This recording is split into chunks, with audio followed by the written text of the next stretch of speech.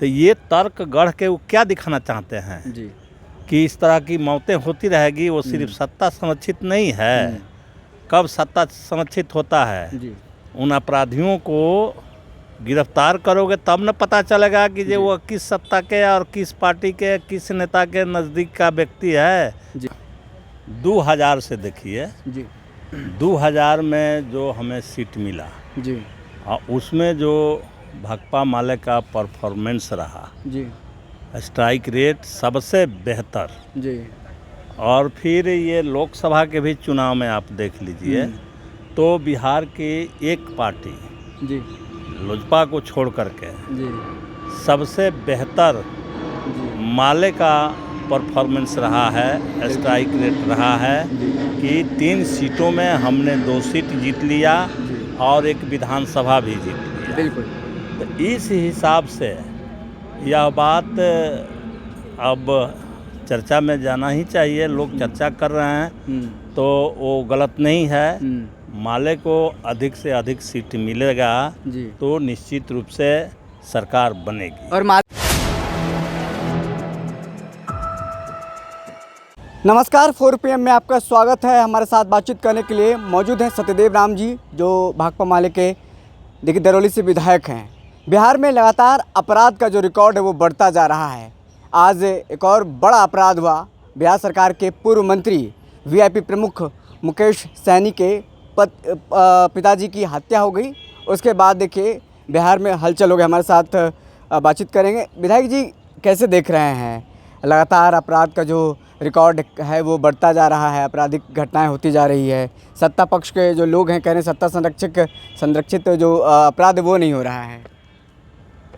ये जो बिहार में अभी हाल के दिनों में जी बड़े पैमाने पर हत्याएं हो रही है, जी उसका स्वरूप नेचर अलग अलग है जी लेकिन हत्याएं बहुत बड़ी संख्या में हो रही है। जी और एक तरह से यह कहिए तो ये सरकार की विफलता है। जी कानून व्यवस्था चरमरा गया है। जी अब भाजपा के लोगों के पास बोलने के लिए क्या है?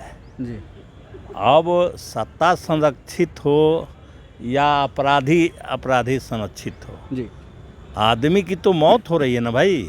जी तो ये तर्क गढ़ के वो क्या दिखाना चाहते हैं जी कि इस तरह की मौतें होती रहेगी, वो सिर्फ सत्ता संरक्षित नहीं है।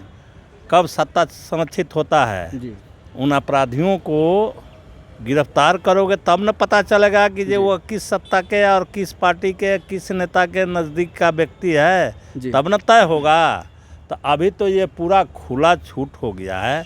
मैं अब और क्या कहूँ, मेरे ही गांव में एक ओम प्रकाश खरवार की जी हत्या अभी 5 दिन पहले हुई। जी जी फिर कल एक हत्या हुई मुन्ना शर्मा की। जी अभी आज जो VIP के प्रमुख मुकेश सहनी के पिताजी के जी जो घर में थे जी और उनके घर में जाकर के अपराधियों ने बेखौफ तरीके से हत्या की है, जो कितनी चिंताजनक और दुखद बात है कि अब आम आदमी और कहीं जी वो सुरक्षित नहीं है। बिल्कुल। जब मंत्री के पिताजी का हत्या हो जा रही तो आम आदमी कहाँ सुरक्षित है सर? यही तो कह रहे हैं ना कि अब कोई सुरक्षित नहीं है जी। और उसको और तहकीकात करिए, ठीक से करिए। तो जब वो अपने घर में सुरक्षित नहीं हैं, बिल्कुल, तो और कहाँ सुरक्षित रहेंगे? जो लोग ये तर्क गढ़ रहे हैं कि सत्ता संरक्षित नहीं है, तो इस बात का जवाब दें कि अब वैसे लोग जो सरकार के पूर्व मंत्री भी हैं और एक सामाजिक कार्यकर्ता भी हैं और बिहार में एक उस पार्टी के एक चर्चा भी है, और वैसे लोगों के अपने घरों में सुरक्षा नहीं हो रही है, तो यह सरकार को इस पर जवाब देना चाहिए। ये सवाल नहीं है कि ये सत्ता संरक्षित नहीं है, लोगों की जान जा रही है। तो अगर यही बात भाजपा को लगता है कि जान चाहे जितनी चल जाए सत्ता संरक्षित नहीं है, तो यही व्यवस्था ये तो एक अलग व्यवस्था हो गया। बिल्कुल, ये एक अलग व्यवस्था हो गया कि लोगों की जान जाएगी और आप वही नीरो बंसी बजा रहा था, जी उसी तरह से आप बंसी बजाएंगे। सर, अब दूसरा सवाल करते, बिहार विधानसभा का उपचुनाव होना है जो 4 सीटें खाली हुई है, उस पर भाकपा माले कितने तैयार है, और विधानसभा जो 25 में होना है भाकपा माले कितने तैयार है?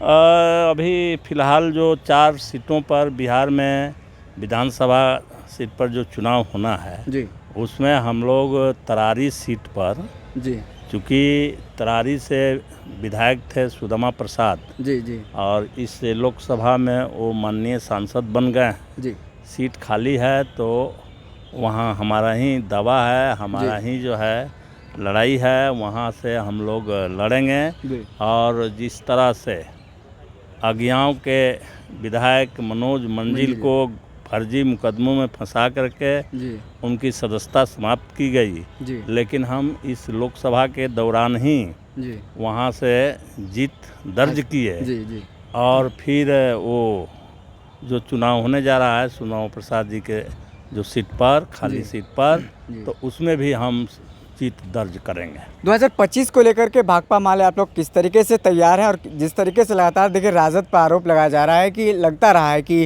राजद अपने सहयोगी दलों को विश्वास में नहीं लेती है, सीट बंटवारा को लेकर के जिस तरीके से लोकसभा में अपने मन से बंटवारा करते रहे, क्या कह रहे हैं सर इस पर? एक तो आप 2000 से देखिए, जी 2000 में जो हमें सीट मिला जी उसमें जो भाकपा माले का परफॉर्मेंस रहा, जी स्ट्राइक रेट सबसे बेहतर। जी और फिर ये लोकसभा के भी चुनाव में आप देख लीजिए तो बिहार की एक पार्टी जी लोजपा को छोड़ करके जी सबसे बेहतर जी माले का परफॉर्मेंस रहा है, स्ट्राइक रेट रहा है कि 3 सीटों में हमने 2 सीट जीत लिया और एक विधानसभा भी जीत लिया। बिल्कुल।